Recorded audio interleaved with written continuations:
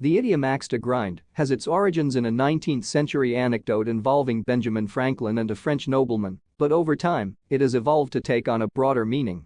In its modern usage, having an axe to grind refers to a person holding a personal grievance, ulterior motive, or vested interest in a particular matter or situation. The phrase conjures an image of someone who is not impartial but is instead motivated by their own agenda or self-interest.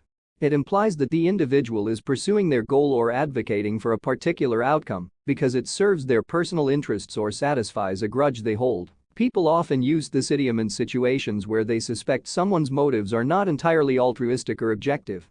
For example, if a politician strongly supports a particular policy that happens to benefit their business interests, one might say they have an axe to grind in that policy's success. This suggests that their advocacy may be less about the public good and more about personal gain. Similarly, in a workplace context, if a coworker consistently criticizes another colleague's ideas or proposals, it might be because they have an axe to grind with that colleague.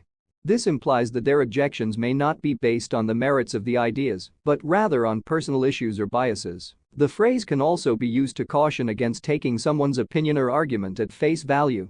If someone is known to have a personal bias or a hidden agenda, it's important to approach their statements with a healthy dose of skepticism and critical thinking. In interpersonal relationships, having an axe to grind can be detrimental to communication and collaboration.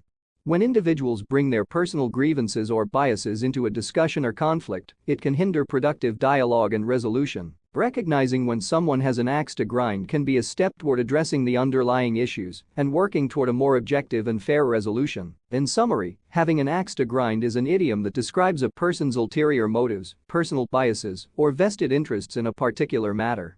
It suggests that their actions or opinions may not be driven by objective considerations, but rather by their own agenda or grievances. Understanding this idiom can help people navigate situations where they suspect hidden motives and encourage more transparent and fair decision-making.